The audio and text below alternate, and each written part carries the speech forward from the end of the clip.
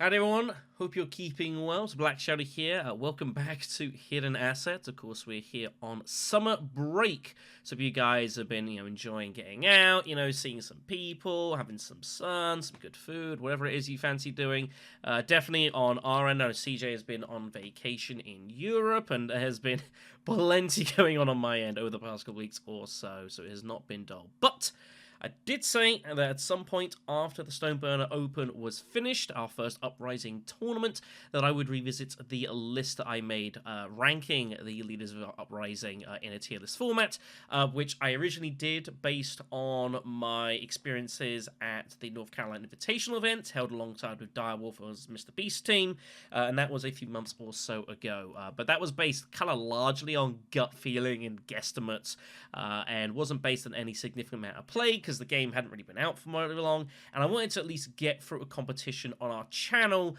before kind of reviewing this and seeing where I think things stand.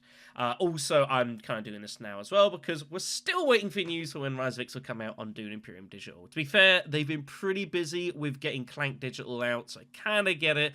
I had a feeling that they probably moved some resources to get that up and running, but never mind about that.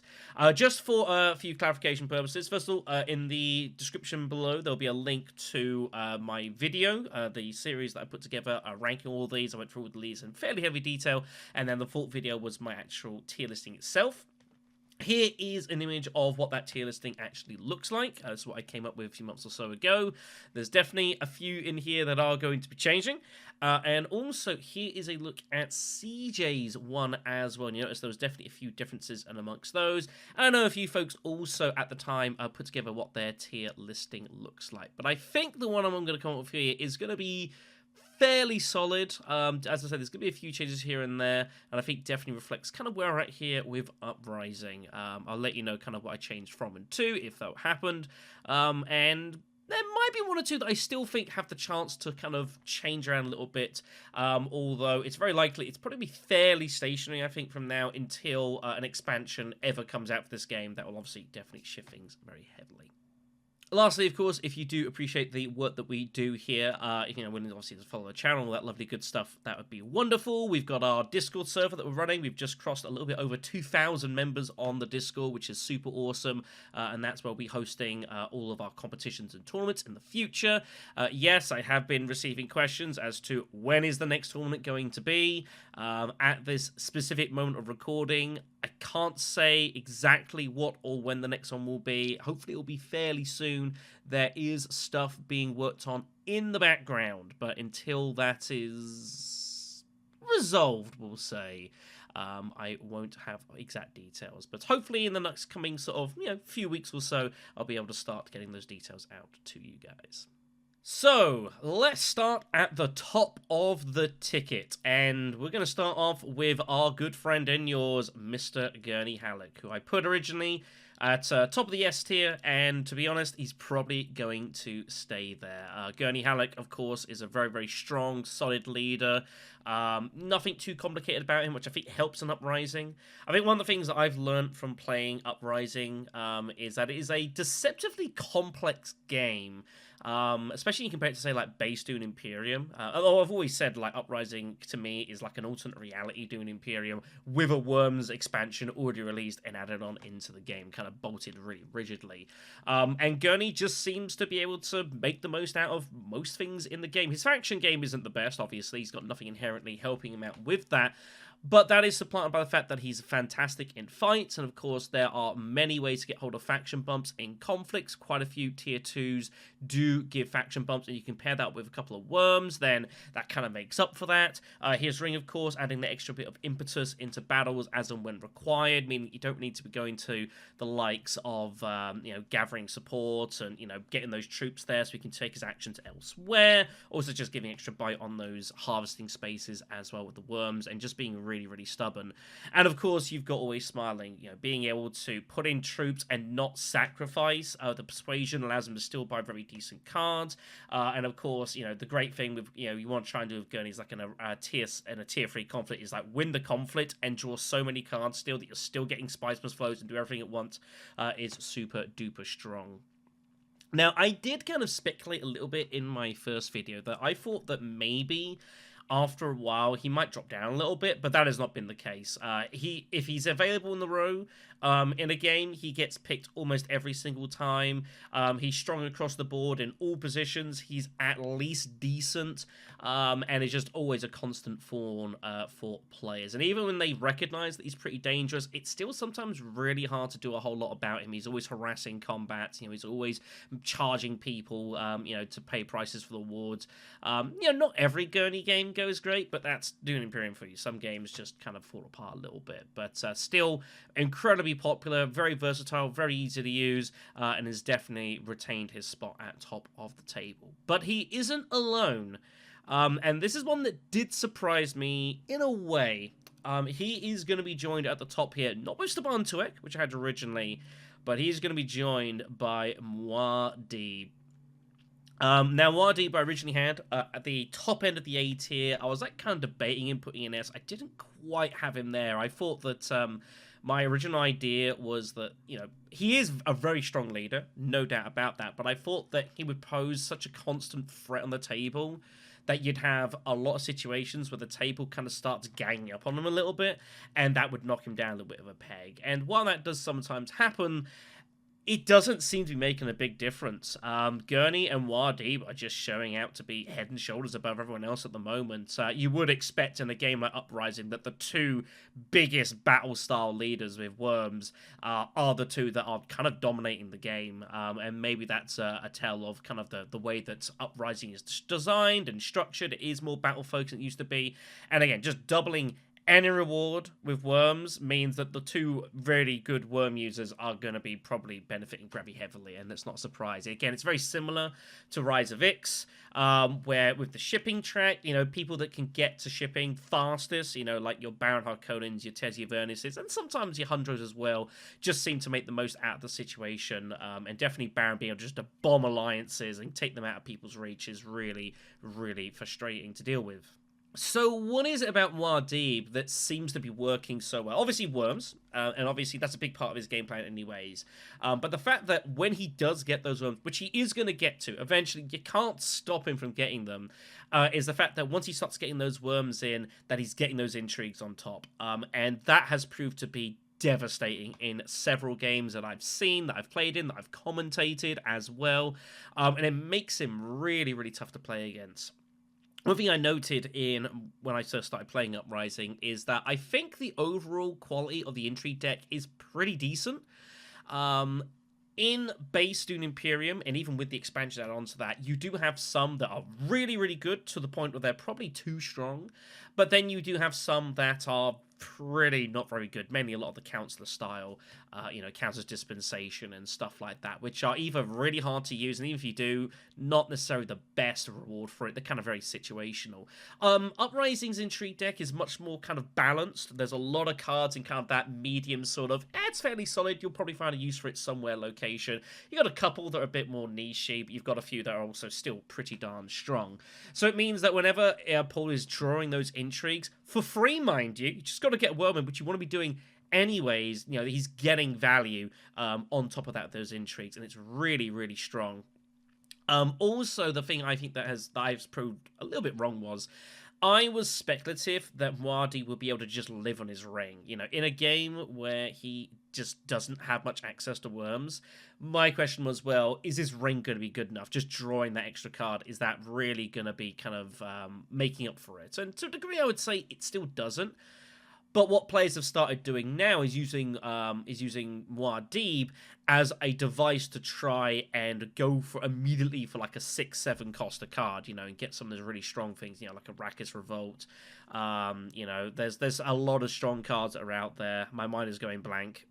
Your Gurney Hallecks, your Charnies, your strong Fremen cards, even some of the stronger stuff, even going for like an early Steersman, Muad'Dib can occasionally get to that, by double drawing Arakeen and then sending a dagger up to the assembly hall, stuff like that. And that's what people have started doing with him, is if they don't get immediate access to Worms, if there's a strong 6 sort of cost a card, barreling for that, because it's very difficult for anyone else to kind of get in the way of that, because they're busy going to the Fremen themselves, and so he kind kind of gets the best of both worlds. And of course, if he is being shut out of combats early, well, then you just kind of hold up shop for a bit, and then when you eventually get that worm access, then you barrel the later conflicts, and you barrel like the tier 3s, and you just generate so many points because you just build up resources, you prepare for them.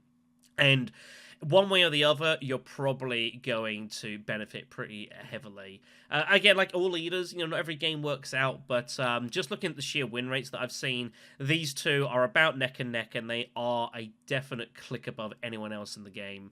And it just has to come back to Worms, I think, a lot of it in the day, because once he starts getting them in, Paul Atreides' Muad'Dib is already a very snowball-heavy leader, so if he gets strong early, like, he just runs away with games, and it's really hard to stop him sometimes. You've seen some of those on this channel where he just absolutely runs with it, and we've seen a couple of games where he's just won games on intrigues, by stacking up on endgame points with battle matches and stuff like that. Like, there's so many ways to score points with Muad'Dib, and a lot of them are kind of really hard for anyone to do anything about. So I think that's why he's definitely proving to be incredibly strong. So I was unsure if he'd stay at A or go up, or maybe even fractionally potentially go down, but definitely he's proved to be very, very powerful.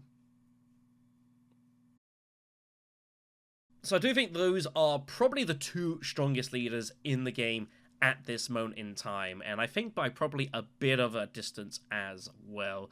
Now, I will say, I don't actually think the difference in banding between like the top and bottom end of this rating is that enormous. I'm not saying like you should only play like S and A's, and like C's and D's are just completely worthless. It's nothing like that.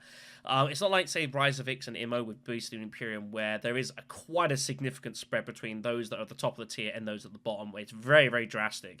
I think, honestly, all these leaders are playable, especially if you're just kind of taking the game to, like, a board game meet down your local store for the evening and just playing with some guys. It's going to matter more the decisions that you make rather than the leaders you take. And I would also suggest as well that a big part of this, of course, is depending on like sort of the cards you draft and you come across are probably more important than a lot of your leader choices here. Of course, there's certain leaders that can make you certain things, and we'll talk about that as we go. But regardless, I still think they're all at least playable. With that being said, it's time to talk about Amber Metulli. Now, Amber has proven to be, and I don't want to be harsh here, because, Direwolf might be watching, Paul might be watching, but I think it's fair to say that Amber has kind of been a bit of a dud. We originally listed her at a C tier, because I do think that she is okay, and I do think that she's kind of designed as a leader to play as kind of, as a beginner. If you've never played Dune Imperium, you get the one-star leaders out and you give Amber a spin, because she is fairly straightforward, and she also is a bit forgiving for when you do make an error. The problem with playing in a competitive environment is that players will take advantage of you a heck of a lot more, and your mistakes get punished significantly more. And sometimes to win games, you need to not be making those mistakes in the first place. So being able to kind of like withdraw a troop from combats doesn't always, isn't particularly useful. I think the other thing that I have to acknowledge is the fact that I've talked about her ring. Her ring being able to obviously generate the Solari is not bad by any stretch. Getting the spice per ring use is definitely very strong, but it's just getting that alliance, and it's so difficult to get an alliance early. It makes you a target as well. People think that it's something they're going to have to try and maybe go at you for later on in the game, so they're getting value for it. And of course, if you're bombing a faction and getting an alliance, be it the Spacing Guild is an obvious attempt to try to go for via getting hold of shipping access, go double water, deep desert, and then off to shipping and go for that. That's definitely something you can look to do. Maybe also Fremen can be done, but Fremen you're going to have a ton of competition for as well. But of course, if you're bombing one faction, you're just not getting to any of the others, and you're locking yourself out of space in the board, which is just so awkward. And the truth is that she's just not being used. She's not popular. I do think that she has a bit of innate potential in 4th seat because of the fact that you can kind of manipulate your troops a little bit on reveals, so that does mitigate some early situations. Things go kind of a bit crazy, and you're not so heavily penalized for that. But I can't keep her here. I just can't. I've got to bring her down, and I've got no choice. And I know I don't have any choice to put her down there. She is just not proved very popular at all. And that's the way it goes sometimes. I think that, sometimes you just swing and you miss, and I guess Amber's just proven to be one of those situations. I would still say that if you're playing like a beginner's game, and there's someone that you're kind of, is very new to this sort of thing, Amber is an option just for the simplicity of how she uses her ring is straightforward. And if someone completely misjudges the combat, which you're gonna do early when you're learning this game, Amber does help mitigate that a little bit. But in a competitive setting, it's just not happening for her, and I don't see it changing in any way. And honestly, I don't really see how any expansions would really assist her either. I think she's at the point that on a competitive setting, rather than trying to tweak her and say, oh, give her 2 Solari a use of a coin or anything like that, or say she gets the spice on 3 influencer factions, so the 4, I'd just go for a full rework at this point and just do something new, do something different, and just rock and roll with that. Maybe make her a different style of kind of faction type of leader, I think might be an idea, because this does bring me on pretty decently to Emperor Shaddam, who is also going to get a downgrade as well, starting off at a B tier. But I've got to put him down. I've got to put him down to C tier. He has proved to be very ineffective in competitive settings. He has proved to be pretty weak. And I think this is a reflection, again, much like that the strongest leaders in the game all seem to be ones that just do battle well, because of the amount of rich rewards you can get from battle, and they're just a little bit overtuned for that. Shaddam is really tricky in that I still think he's got one of the better rings in the game. Being able to generate the extra resources good. And obviously, just being able to turn 3 Solari into a faction bump is huge and should not be underestimated. But the problem with that is that, of course, whenever you use the ring, you can't deploy anything into combat. And it's not often when you play Shaddam. In an ideal world, you're always sending his ring to, a council spot, or you're sending him towards the Choam for the accept contract and stuff like that. But ultimately, you think about it, you gather support, you've got assembly hall, and you've got accept contract. And they're kind of the only spaces that you can really go with the ring if you're intending to not go to a deployment spot and kind of stay away from those, because deploying is part of the value of going to those spaces. So going to Arakeen with your ring doesn't feel particularly great. Okay, and it's only 3 spots you've got that you're not paying any money for, and even gather support you probably are as well. You'd want to get hold of the water, and you could say, well, just send the ring to Mentat spot. Well, of course, it's Imperial Privilege, which you have to unlock, and of course it's 3 coins, and if you're betting above, that's suddenly 6 money, and that's a lot of money to find. And you can't necessarily reliably go double Spacing Guild and just start ringing shipping, because people will be attuned to that and they won't let you do it, because people have seen what that done with Baron Harkonnen and Rise of X, and people have got memories of that stuff, and they just will not let you get away with that, especially at competitive level. They'll stop you. And of course, the other problem with Shaddam is that his side ability of being able to pull off the 2 Sardaukar contracts to grab, but you don't have immediate access and you still got to acquire them, just isn't proving very good, truthfully. And that's because I do think that the contracts aren't the greatest. The agent recall for Sardaukar is not bad. I do think the double card draw one for Sardaukar I'm not a bigger fan of. I prefer the agent action. Some people prefer the card draw. I think your margin is going to vary, but simply for Christopher Walken, it's just not proving very effective. I think the ability to kind of try and go after factions is being overwhelmed by the fact that battle leaders can just get double bumps to factions for winning combats of worms anyways, and Shaddam is typically not really in a spot to stop it. And so his leverage ability to kind of try to go with factions is just being overwhelmed. And while it's unpredictable, you don't necessarily know if how many of those influence fights are going to come out, and you don't know what factions are going to be coming out. There's probably going to be some, and it's just a really difficult world for Shaddam. The other thing I think is an issue for Shaddam is the fact that I think he has to get his Sword Master as soon as humanly possible. If you've only got 2 actions, and one of those actions is playing your Signet Ring, which you need to play if it's in your hand, that gives you 1 action where you can deploy forces, and you're just never winning combats with that. So he's got to get money together to get hold of that 3rd action. as fast as you physically can, so that he can become more competitive in combats. If you're not, you're having to give up on using the Signet Ring, and that feels really bad because it's a big part of Shaddam's game plan. So I think it's just a situation of the environment just doesn't suit him, which is crazy because I had him at B, and I was thinking at the time might even go up to an A tier. Looks like I read the room wrong. C is about as far as I give with him. Just not winning many games, not proving very popular, just too difficult to use. You know, when the rewards that he's getting, these guys are basically just getting to, it's a lot easier for them. So let's keep the train going here. And next up, we're going to talk about Mr. Staban Tuek. Our lovely, faithful smuggler. I did start him up with, I thought he was actually going to find his way into the S tier, and I did put him there. It was my one ambitious pick of the video, and ambitious it definitely seems. Got to bring him down to A tier. I still think Staban can be really, really strong. He does probably have the best ring in the game, and he probably should have the best ring in the game, given the fact that he does start off without his diplomacy card.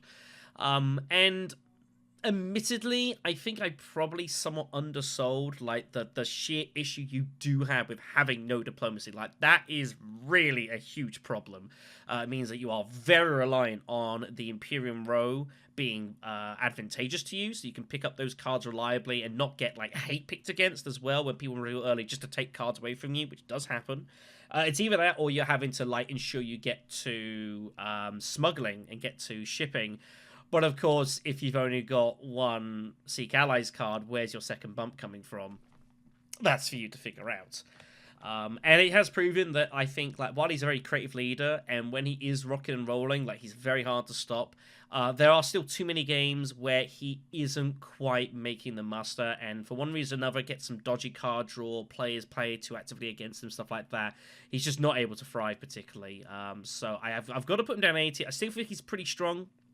I think he's, as I said, kind of the style of leader where if you picked him, every single game you play, he'd be down here.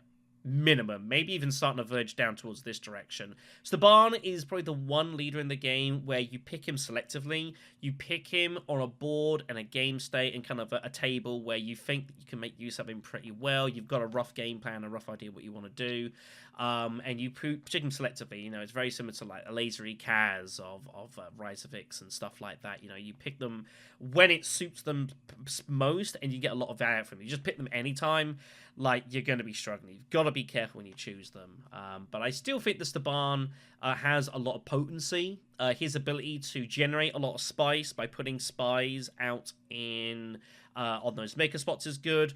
The one thing that has also been proved very effective for Staban as well as an interesting game plan is actually rushing High Council. We've seen this starting to rise as a strategy a little bit by going to an early High Council, usually in like round 2, targeting those 6, 7, and 8 cost cards specifically, you know, and getting a hold of those real powerhouse cards. You know, Interstellar Trade, for example, is an amazing card and it makes up for his lack of faction. It's just stuff like that, you know, Steersman, all those really potent cards. You know, you can go to an early spice refinery with some spice you probably picked up from somewhere, and then you just rush High Council round 2 with like a dagger or something, and you're going to get to these cards very reliably before any opposition. There are a couple of leaders that can sort of get in your way. Muad'Dib might chase you down a little bit. Mahayim as well can occasionally get in front of you as well. And sometimes people will just go, you know, maybe Margot Fenring might put a spy down on an early research station. I've seen that before, just a triple draw and try and go for those big cards. But Staban, I think, does have an inherent way of going to that. But again, it's all dependent on the row and dependent on your choices that you originally make. And obviously there's been other uses for the spies as well. We have seen that he's surprisingly, apparently, really good for Guild Spy, which I guess makes sense, because ultimately, even though his ring benefits hitting, you know, spy spots and stuff like that, you can just send his spies to factions. There is nothing stopping you from doing that. You just block them up, get Guild Spy, and just kind of print money for days. Has also proved pretty effective as well. So all in all, I still think a decent enough world for Staban to live in. The one thing I would say, if you're playing him, is that him being picked in 4th place has had a notable dip in win rate, which is kind of interesting. But I think it's just because he's very dependent on the row, and a lot of times you're going to pick Staban, you're going to probably be forced to have to reveal early because there's a certain card you desperately need for anyone else. And of course, if you're in the 4th seat, like, or you've got 3 chances of someone else taking one action and revealing before you taking that card. And in 4th, it's really hard to take both actions as Staban Tuek, because you just basically, you're gambling on the Imperium row being good for you when it gets back, and you have no guarantee of that whatsoever. Picking him in the early spot is definitely really good, and it is a game of chicken with the Imperium row with Staban Tuek a lot of the time, so it's about trying to manipulate that to the best of your point. Stay away from seat 4 for Staban Tuek. Outside that, you're probably doing okay as long as the table makes sense. So, 4 leaders remaining. Let's go for Margot Fenring next. I'll leave a couple of the spicier leaders until the end of this. Margot, I had a very top of the A tier, and to be honest, it's probably going to stay there. Margot is going to continue to prove to be very, very solid in Uprising. Her ring, be able to infiltrate those city spaces, is something that other players simply just don't really seem to bother getting involved with. I do believe that a massive part of Margot's game plan is having a spy almost permanently sat on Arrakeen and just being able to constantly access that and threaten it and get those card draws. And I have found in games where I've put a spy there super early with like Feyd-Rautha or with like an intrigue and just sat it there. It's a much tougher world for Margot Fenring, because she needs that city access, and of course the only 2 spots you got at the start of the game is Arrakeen and Spice Refinery, and you know which one of those that she would rather get to. So you're forcing her to either like absolutely bomb the Fremen, which you might not be able to do particularly well, to get access to the Siege, and obviously Research Station not be able to keep hitting as well. So I do think that that is a significant part of if you're playing against her, and if someone does that, it hurts her immeasurably, does a lot of damage. But a lot of games, people just aren't doing that. They're more worried about their own game plan rather than trying to sabotage others, and so Margot generally just doesn't seem to be particularly effective about it. And because of that, it means, surprise, surprise, she's really good at combat, which means that she's at the top end of this table. To be fair, Staban also is situationally also good in combat. You got to pick your spots a little bit here and there, but definitely like if it's like a 3rd round and a couple people have spent up their force, their garrisons, and you're sat there ready and waiting, and a decent kind of influence combat comes out, he can definitely profit heavily. So don't be confused by that. But yeah, Margot's just simply really straightforward, really easy to use, hard to get wrong, truthfully. I think that's one of her strengths as well. It's really hard to make, like, serious mistakes of her. I do think her side ability of getting the 2 spice at the Bene Gesserit it's okay. It's probably a little bit better than I give credit for, truth be told. And getting that rebate is pretty darn nice. It pays for a couple of selective breedings. And along those sort of likes of things. And even just going to secrets, picking up that spice is useful for, suddenly if you need some resources, maybe to go for a rushed highliner, pays for maybe some shipping, pays for like the smuggler's card, where you pay for spice for a victory point, helps accumulate for that. The spice is always going to be used for you in some way or another, but it's not something that I find myself heavily going afterwards. I don't play a lot of Margot, truth be told. It's just kind of weird. I suspect I'm actually probably, the few times I have played Margot, I've had a lot of success of her. I just don't really enjoy playing her. It's one of those sort of situations, but alas. I mean, the fact that Margot was the winning leader in both North Carolina Invitational Finals should tell you something about her dependency in those sorts of pressure situations. And the fact that she can, a lot of the time, get away with stuff. And if you play her, like, you're generally going to have a reasonably decent time of it. But yeah, just be careful. And I think it's something that is people are becoming more aware of, and I do stress, is like that Spire Arrakeen is so important to Margot. If someone blocks that for whatever reason, like, and just starts sitting agents on there, like, it's really miserable times for her, because her ring is just getting heavily, heavily blunted, and that incurs further issues further down the line. So that's the one thing you've got to be really careful of, but assuming that you're able to get the spy there first, you should probably be reasonably okay. So next up, we're going to be talking about Princess Irulan, who I have said before is my favorite leader to play as in the game.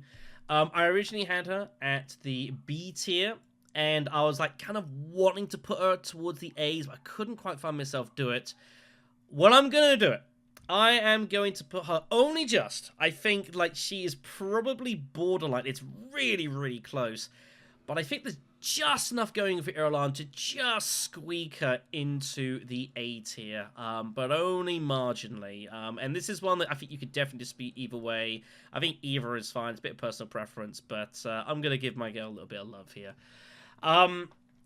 Irulan, I do think, is when used well and used correctly, it can be really, really dynamic and really potent in the game, and really hard to play against. I've always thought with Irulan, I think the fact that she's incredibly versatile, it allows her to do a lot of things that it makes it hard for the players to know what to expect. And can like lead her to like make these really surprise moves that catch people off guard out of nowhere and take full advantage. I think the issue with Irulan is that she is still incredibly dependent on her ring. It's a good ring. Don't get me wrong. Chronicler's Insight is a really, really awesome, awesome ability. It is Chronicler's Insight, isn't it? As he quietly checks his notes. But it is definitely a really key part of her game plan, and using it effectively and well, making the right decisions with it, I think is really important. I do still think folks occasionally sleep on drawing those one-cost Imperium cards into your hand. I think those situationally can be really, really good. Alternatively, though, just generally trashing those starter cards out your deck cannot be a bad thing. And obviously, later on, getting those cheap Imperium cards per the weight, or again, those one-cost cards, and then trashing them later on and turning them to 2 spice is really juicy because that pays for so many things. It pays for espionage. It pays for trips to shipping. It pays for money at Choam at the spice refinery. It helps you to get trips to the Emperor, which of course you make better use out of the Emperor because of your side ability. Being able to get that intrigue at 2 persuasion just sweetens the deal a little bit. People aren't a big fan of going except to the contract space, for example. Not the biggest fan of that, but I think that getting that bump there and getting 2 vision is good. It gives better use to Sardaukar as well. If you can deploy from there, if you can make use out of Imperial Privilege, stuff like Captured Mentat, there's tons of way to be had with the Emperor, and it's a track that typically you're not going to be very heavily challenged in. So it's one that you can very easily dominate and even go for the Alliance for and feel pretty safe with that. But with that being said, it does mean that if you get into situations where you're just drawing the ring awkwardly, you're going to have the occasional game where you just draw Arakeen for your last actions, you got to go for a fight or something like that, and you just pull your ring and just goes into your discard, you don't use it, that hurts immeasurably. It's so, so important to get use out of her ring that when you do draw it awkwardly and you just can't use it, it really is damaging, and that's why there's no way I could really put her any higher up this list. Again, this maybe is verging slightly on generous, and I accept that. I think your mileage could vary a little bit, but I just feel like when she's kicking into gear and when she's played well, I think like she's just really, really dynamic on the board, and it's just also just really enjoyable to play. And to be sometimes, like, if someone just does really cool stuff, Irulan, all you can do is say, well played, because she doesn't make the best use out of worms. She's not an amazingly great combat leader. She can be surprised, with trips to Highliner, again, with generating that spice out of your ring and then surprise highlining and ambushing conflict, stuff like that are key. You can definitely get a lot of value out of that, no question for sure. But she's never going to be quite at the situation where Gurney and Muad'Dib are, and having that kind of range of potency with worms, And the problem is even if you do go worms over her, you just feel like you're kind of leaving stuff on the table a little bit. And it doesn't mean that these two are negated. It just means they're going to get stronger for those tier 3 conflicts, and you've still got the same sort of problem. I also think as well for Irulan that I don't think she's a very good front runner. Again, unlike these two and like Margot as well, very good at scoring a load of points early and just staying ahead of everyone and just keep scoring. I tend to find for Irulan, I think I tend to do well if I just kind of score consistently as I go, pick up those alliances, and again, wait for like kind of round 5, round 6, or something along those lines. Sometimes later, sometimes earlier, to make that surprise move and just take advantage of the table when they kind of get a bit lax, if Garrison's a little bit loose, and you just like go in out of nowhere and you take stuff down and you deny those points to your opponents, especially when they're trying to get battle matches and they're trying to get, especially with worms, they think they're going to get a cheap double bump with an influence, and you just ambush them out of nowhere and take that down. That does a lot of damage, so she can play really heavy spoiler. And you're still going to need to probably pick up a Spice for Flow somewhere. It's kind of hard to win without picking up one of those, or some cards, like Corinth City maybe, to get that additional victory point generation as well. So I think that she's won enough, and I think she's proven enough over the course of competitive play to warrant being up here.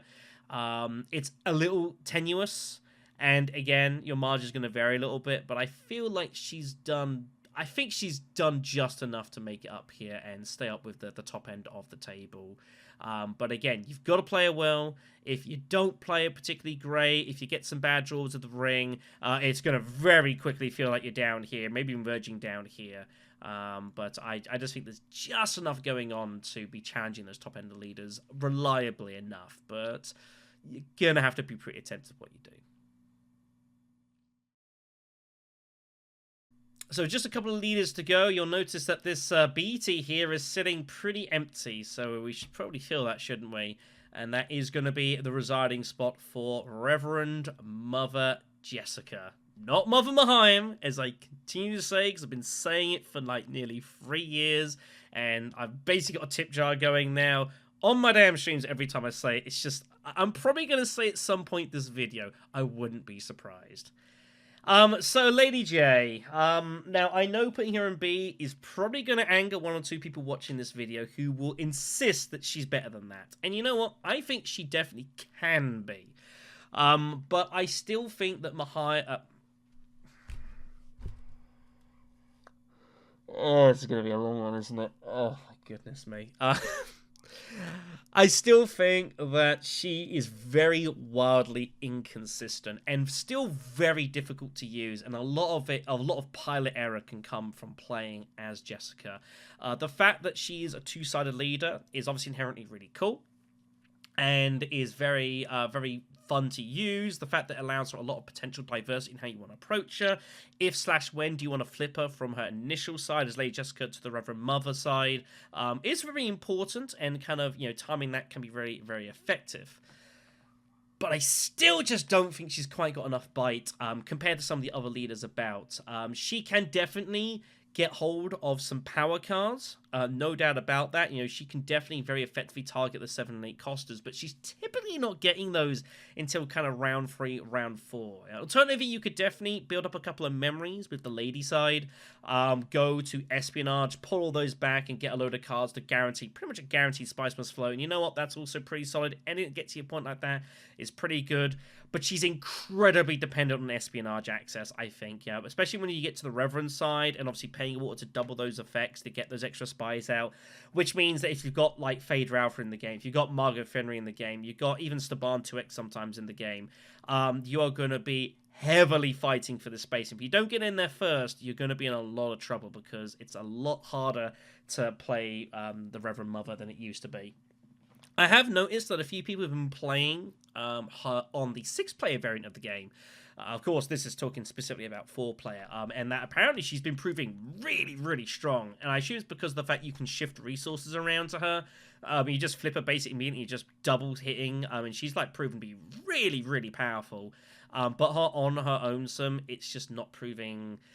she's not winning enough games, I don't think, to really warrant getting up there. Although when she does get going, like, it could be a real force of nature and really, really hard to stop. And you're basically hoping that one of the battle leaders doesn't run away with the game as well. It's about the only thing that's really stopping you. The other thing I will also give her is I do think the Spice Agony ability, the ring ability from the lady side, I think is actually pretty strong. Paying a spice for an intrigue and getting that memory slot for later, I think is really strong, especially early game as well, because sometimes you just find an intrigue super early that just shapes your game. You know, you find secure spice trade, you know, you find those end games, or you get like access to factions you weren't expecting. You pick up an early combat card that you can use to get an early fight in, stuff like that. There's a lot of cool things you get from the intrigue deck. Muad'Dib would definitely know about that. But that, I think, is probably a fair place to put her. I think there are games where she can definitely really be very, very strong, and there's definitely games where she just peters out. You run your economy into the ground, and she's like down here. It's a miserable, miserable experience. So you've got to play very diligently with her, and you've got to choose as and when to commit, and you are a bit circumspect to what's around you. You know, if you're going against, you know, Gurney, Muad'Dib, and like Margot Fenring, for example, and she can just dominate espionage, you can make a lot of good use out of that. No question about that. You know, flip her over, get that water generated with your Water of Life ring, and then just start double hitting espionage, and you're going to have probably a pretty decent time with it. But I think there's a lot of leaders that can definitely get in her way. So B, I think, fairly solid pick for me. That brings us to our final leader, which is going to be Feyd-Rautha Harkonnen, who I did have sitting in around the A tier in the first video, and I think I'm going to keep him here. Probably put it like... I think that's probably about right. I think he's probably marginally better than Irulan. It's pretty close. But I think Feyd-Rautha still sitting around the A tier. Feyd-Rautha is an O1 leaders that can benefit a lot from a degree of flexibility in the game, which can be very useful in Uprising. Feyd-Rautha is also very good at threatening a lot of stuff, especially early game. Being able to lift spies, those +2 swords can make life really awkward for your opponents. And those 2 swords sometimes can be game-winning at the back end of a match. There's no doubt that. I've seen a couple of times that +2 swords lifting spy has negated an opponent's intrigue effectively and just held him out in front to win some tier 3 combats. Definitely happens. Also, his ring ability, I do think, is definitely pretty cool. Being able to trash a couple of cards you go throughout the game is always valuable. There is no doubt being able to trash on the fly is really strong. Always has been, always will be in this sort of game. Getting rid of a couple of those starter cards, just increasing the potency of your deck. No doubt that's pretty strong. But I don't think he's got any enormous strengths. That's the one downside I give to him. He is also another leader that definitely can go over to espionage and want to go dominate with that. But of course, if he's using his spy over for that, he's not ever lifting it for the sword, so it blunts his combat effectiveness a little bit. But still, I think he's a pretty solid overall pick. I think he does have a lot of value being picked in sort of 3rd and 4th seats. Second's going to be good for anyone. I don't think first is great for Feyd. Honestly, I think it's probably his worst spot, but it's still okay. But I think generally Feyd is just, you just kind of play the board. You don't go into the game with like a specific strategy in mind. You kind of got some ideas of what you're looking to do, but I think Feyd is very able to kind of like, round 2, round 3. If you want to pivot how you're going to play, if you think you're going to go very combat heavy, and then you get hold of a couple of point-generating cards in Imperial Row. If you get hold of a couple of high persuasion cards, go Spice Must Flows. You can do that too. You find corner of the market variants, secure spice trade. By all means, go down that route as well. And I think you'll be very, very solidly held by Feyd-Rautha. But if you do get out in just an all-out war on the battlefield, against the likes of Gurney Halleck and Muad'Dib, you are going to be fighting from behind. They just have the extra potency with the extra physical force they can put into the field and still maintaining good card buys. Of course, Muad'Dib with his worms, which is getting those intrigues, which is going to make life miserable for you in knowing if you should try and commit to a fight or not. So, he's not going to be quite able to do that. A bit of the jack of all trades in a way of the game, and definitely can be pretty satisfying to kind of, shift your strategy partway through and take advantage of an opening on the game state. But I think it's still pretty solid all in all. You're never going to be badly served with Feyd. You're usually going to be there or thereabouts, but you have to make some good decisions along the way. But that's going to be my listing for the 9 leaders of Uprising. I look at it here. I think I'm pretty happy with this, all in all. I think it's really close between these 4. And Reverend Mother Jessica is not far behind, truthfully. It is a bit of a drop-off to Shaddam, and then it's definitely a drop-off, sadly, from Charney. But Muad'Dib and Gurney Halleck, I just sit head and shoulders above the rest because of their sheer ability to just get maximum rewards out of the battle system and just getting worms in and just constantly benefiting from getting involved in fights, never really being downfall from there. And of course, they've both got even more stuff they can do on top of that. Just makes them the best 2 leaders. And if you ever see them in a draft, they're going to get chosen. I admit something I do want to make a mention of in the Stoneburner Open was how there was, and I think rightly so, a couple of times of comments of people saying, oh, Muad'Dib's in a draft list, but he's just going to get chosen, stuff like that. And that is true. I'm not sure I called a single game this tournament where Muad'Dib, or I think possibly even Gurney Halleck as well, were in the draft and were not chosen. There might have been one there was no Gurney, but I think Muad'Dib got picked every single time he turned up. And that's what it's going to be, and that's going to be the case in any kind of meta for any kind of game. I think the fact that there's only 9 leaders in Uprising, I guess you could marginally say maybe only 8 leaders, but I'll leave that conversation aside, means you are going to see a lot of repeats. And I do definitely think what Uprising needs is it needs more leaders. No doubt about that. But you think, back to the original Dune Imperium, that only had 8 leaders when that came out. And obviously that then expanded out to 14 with the Rise of X expansion. And I think that definitely helped a lot with the playability of the game. But I think that to stop Uprising becoming a bit on the stagnant side, I think it's leaders. That is by far the most important thing you need here, is just get more leaders into this game and improve that general diversity. I think that would 100% be the way to go forward. I wouldn't worry too much about mechanical changes. There'll probably be maybe some kind of added on system. By all means, go for that. Maybe kind of rework a couple of spaces you want. By all means, go for it, Paul. But I think leaders is 100% the way to go. I do know that when the game came out at the start of the year, that it was mentioned that there was no short-term plans for additional content for Uprising. Well, we're past the short term. We're now getting into that medium term, and I do legitimately think it is time to start looking at what is next for Uprising. I think it's done really well. It's did really well at the sort of BG Awards. Unfortunately, didn't win in its category. I believe got second place, and obviously with has shown a lot of good coverage. Obviously with our events, and obviously the North Carolina Invitationals. But I think that it is time to get back to the drawing board and say, right, we need 4, 5, 6 new leaders with interesting mechanics that tie in well, maybe bring in a new kind of system into the game. What do we do? And I honestly think now is the time to do it. And if you fancy a little Amber Metulli rework, I wouldn't say no either. Just saying. But regardless, that's going to do it for you for the video. So thank you much for watching, everyone. Take care of yourselves. I will be looking to get a live stream onto the Hidden Assets channel at some point next week as we go into August. I will clarify details of that as soon as I know. And of course, once we hear news of Rise of X being released, I'll get a stream organized for that day as well. So fingers crossed we'll hear about that very, very shortly. Take care of yourselves, everyone. Enjoy your summers. We'll see you soon.